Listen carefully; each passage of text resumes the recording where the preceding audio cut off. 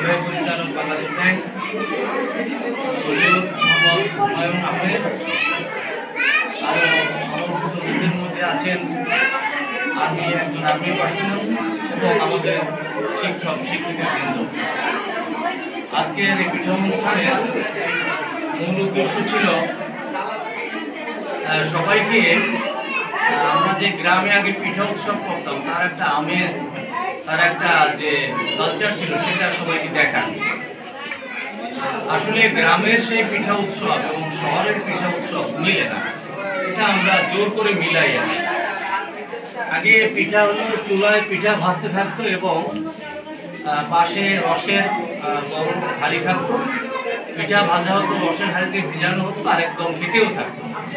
তারপরে পায়েস ছিল এরকম যে গাছ থেকে রস আনো, আমরা দিয়ে বসতাম পাশে, কলা পাতা নিয়ে বসতাম যাতে তাড়াতাড়ি জুড়ায় এবং খাওয়া যায়। সেইগুলি আসলে এখন শহরে আয়োজন করা সম্ভব না। সেই দুধের স্বাদ ভুলে মিটানো আর কি, যে পিঠা উৎসব, পিঠা খাওয়া, তোমরা পিঠা চেনো, বিভিন্ন রকমের পিঠা, সে উদ্দেশ্যে আয়োজন করা। আর কিছু আছে পরোক্ষ কিছু প্রভাব আছে এই পিঠা উৎসবে, সেটা হচ্ছে যে দোকানদারি কেমনি করতে হয়। আজকে আমাদের মধ্যে যারা আছে তারা বড় বড় ব্যবসায়ী হবে। দোকানদার অর্থ এই নয় যে আমি শুধু চা বিক্রি করলাম, তা না। আমাদের মধ্যে যেসব ছেলেমেয়েরা আছে এরা বড় বড় উদ্যোক্তা হবে, এরা কেউ বড় বড় বিজনেস পার্সোনাল হবে, তারা দোকানদারি করবে, কাপড়ের ব্যবসা করবে, আরও অন্যান্য বড় বড় ব্যবসায় সংযুক্ত থাকবে।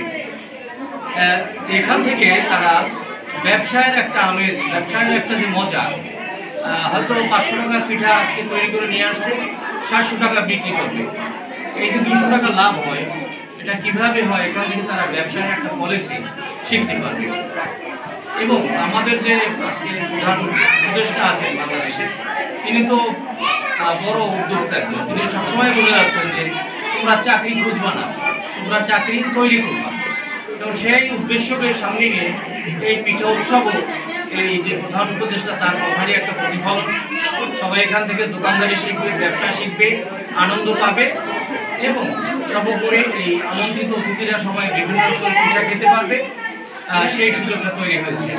আপনাদের সবাইকে এই উৎসবে আসার জন্য অনেক অনেক ধন্যবাদ। এবং যারা স্টল নিয়ে আসছে ছোট ছোট বাচ্চারা, তাদেরকে অনেক প্রীতি এবং শুভেচ্ছা জানিয়ে আজকে আমার বক্তৃতা আমি এখানে শেষ করছি। আসসালামু আলাইকুম ওয়া রাহমাতুল্লাহি ওয়া বারাকাতুহু।